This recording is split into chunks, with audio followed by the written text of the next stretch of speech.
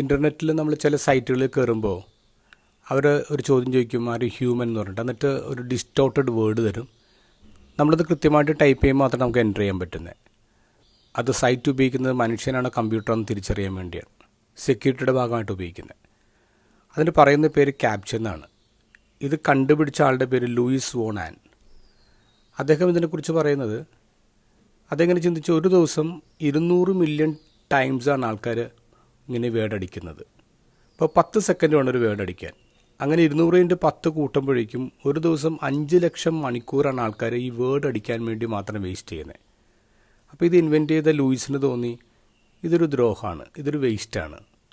അപ്പോൾ ഇതെങ്ങനെയാണ് ഹ്യൂമാനിറ്റിയുടെ നല്ലതിനു വേണ്ടി ഉപയോഗിക്കാൻ പറ്റുന്നത്? അങ്ങനെ അദ്ദേഹം ഇൻവെൻറ്റ് ചെയ്താണ് റീക്യാപ്ച എന്ന് പറഞ്ഞൊരു പരിപാടി.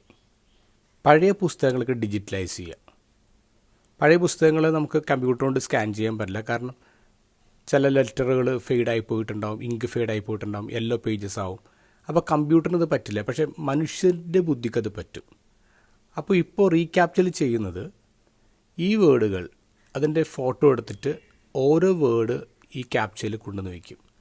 മനുഷ്യനത് വായിക്കാൻ പറ്റുന്നതുകൊണ്ട് അവനത് ടൈപ്പ് ചെയ്യും. അവനത് ടൈപ്പ് ചെയ്യുമ്പോൾ അവനൊരു ബുക്ക് ഡിജിറ്റലൈസ് ചെയ്യാണ്. ഒരു ദിവസം 100 മില്യൺ വേർഡ്സാണ് ആൾക്കാരിങ്ങനെ അടിക്കുന്നത്. അങ്ങനെ നോക്കുമ്പോൾ ഒരു വർഷം കഴിയുമ്പോൾ 2 മില്യൺ ബുക്സാണ് ഡിജിറ്റലൈസ് ചെയ്യാൻ പറ്റുന്നത്. എന്ന് പറഞ്ഞാൽ നമ്മൾ ഇനി തൊട്ട് ഒരു ഡിസ്റ്റോർട്ടഡ് ക്യാപ്ച നമ്മൾ ടൈപ്പ് ചെയ്യുമ്പോൾ നമ്മളൊരു ബുക്ക് ഡിജിറ്റലൈസ് ചെയ്യുന്നതിൻ്റെ ഭാഗമായിട്ട് മാറാണ്.